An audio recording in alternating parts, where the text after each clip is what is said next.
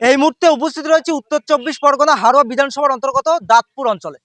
আপনারা দেখেছেন গতকালকে পলতি বেলিয়াঘাটা এলাকায় আইএসএফ এর দলীয় পতাকা লাগানোকে কেন্দ্র করে একেবারে আইএসএফ তৃণমূলের সংঘর্ষে আইএসএফ এর দুজন কর্মীকে মারধর করা হয়েছে বলে অভিযোগ করেছিল যারা আইএসএফ এর নেতৃত্বরা ছিল। এবং গতকালকেই হারোয়া বিধানসভার আইএসএফ এর প্রার্থী পিয়ারুল ইসলাম তিনি শাসন থানাতে তার দলীয় কর্মীদের নিয়ে সেইখানে বিক্ষোভ অবস্থান দেখিয়েছিলেন এবং শাসন থানাতে তিনি লিখিত অভিযোগ দিয়েছিলেন।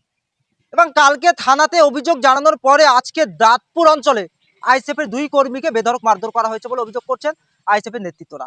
এবং আইএসএফ এর যে দুজন কর্মীকে মারধর করা হয়েছে এই মুহূর্তে হারোয়া বিধানসভার আইএসএফ এর প্রার্থী অ্যাডভোকেট পিয়ারুল ইসলাম তিনি সেই আহত পরিবারের বাড়িতে আসলেন।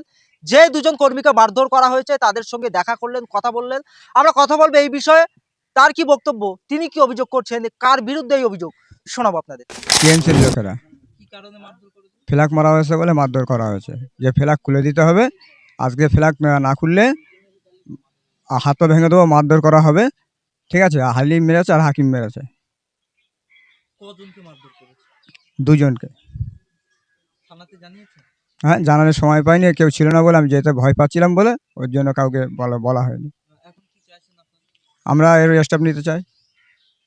প্রশাসনের প্রতি আস্থা রয়েছে আপনাদের? হ্যাঁ, আসে যেন প্রশাসন স্টেপ নেয়। এই ২৬-এর নির্বাচনকে সামনে রেখে দেখা যাচ্ছে বিভিন্ন অঞ্চলে আপনাদের দলীয় কর্মীদেরকে মারধর করা হচ্ছে। কারণ কি আপনারাও জানেন, মারধর না করলে ভয় ভয় দেখানো, চমকানো এটা ওদের অভ্যাস হয়ে গেছে। এর আগেও ২০১১ সাল থেকে এইভাবে ওরা জিতে এসছে, এখনও চাইছে। কিন্তু এবার কিন্তু ২০২৬ কিন্তু পরিস্থিতি সম্পূর্ণ আলাদা। আপনারা জানেন দুগদিয়াতে গতকাল ঝামেলা হয়েছিল, দুজন কিন্তু অ্যারেস্ট হয়েছে। আজকে আমাদের কর্মীকে মারধর করেছে এবং ফ্ল্যাগ খুলে নিতে বলেছে। আমরা এসছি সেখানে, আমরা কিন্তু আইনতভাবে স্টেপ নেব। যারা মারধর করেছে তাদের বিরুদ্ধে আমরা কমপ্লেন করব। শাসন থানাতে কমপ্লেন করব, আশা করি শাসন থানা স্টেপ নেবে। তারা হচ্ছে চোর পার্টির লোক। এখন তো চোর পার্টি বললে আপনারা বুঝতে পারবেন যে কোন দল, কারণ এদের কাজই হচ্ছে চুরি করা। এখানে আমরা বিরোধিতা করছি কেন, এইসব চুরিগুলো যাতে না হয়। সমাজটা উচ্ছন্নে চলে গেছে, সমাজটা আরও সঠিক পথে আমরা নিয়ে আসতে চাইছি। ওদের মেন কাজ এই সমাজকে বিক্রি করে দেওয়া, তাই ওদের দাঁতে রক্ত লেগে আছে। ওরা চাইবে না যে আমরা ক্ষমতায় আসি বা বিরোধীরা এখানে মাথা চাড়া দিয়ে দাঁড়াক। সেই কারণে ইচ্ছাকৃতভাবে এগুলো করছে, যে সমাজকে বিক্রি করে দিয়ে লাখ লাখ কোটি কোটি টাকা ইনকাম করবে, ইনকাম করে তাদের সংসার চালাবে।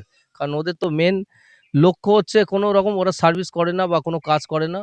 ওদের মেন কাজ হচ্ছে পার্টি করা, পার্টির থেকে ওদের ইনকাম। আর আমাদের যারা নেতৃত্ব আছে বা কর্মীরা আছে, ম্যাক্সিমাম ডে লেবার, সবাই কাজ করে খায়। আমি নিজেও একজন আইনজীবী।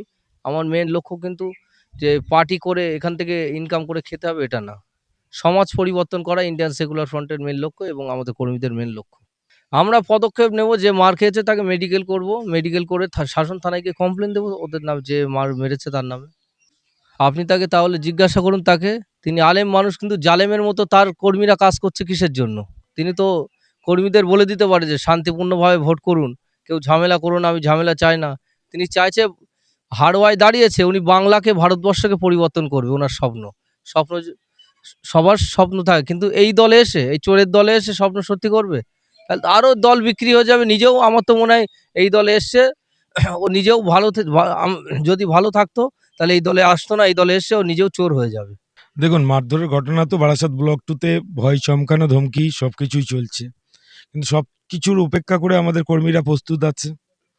কিন্তু আমরা যেহেতু হিংসার রাজনীতিতে অভ্যস্ত না, আমাদের দলের আদর্শ নীতি অনুযায়ী আমরা কাজ করে থাকি, যার কারণে আমাদের কর্মীরা আইনি আইনি যে লড়াই, সেই আইনি লড়াইয়ে দিকে আগাচ্ছে।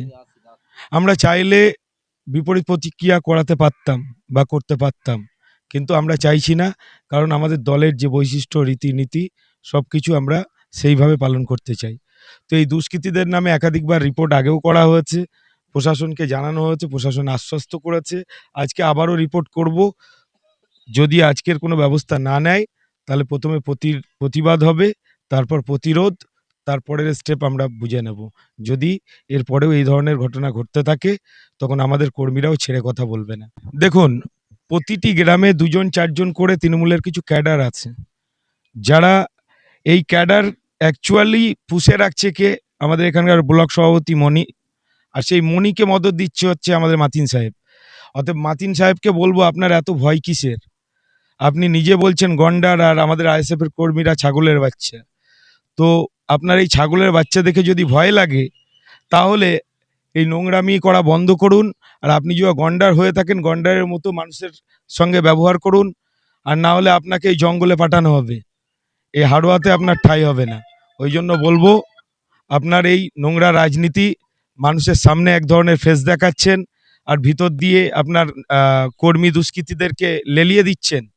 তাই এই ডবল আপনার ফেসটা মানুষ বুঝতে পারছে।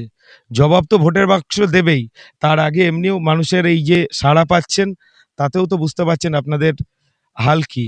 পায়ের তলা থেকে মাটি নেই আপনাদের, আরও থাকবে না। জনগণ আপনাদের সঙ্গে ছিল না, আর থাকবেও না।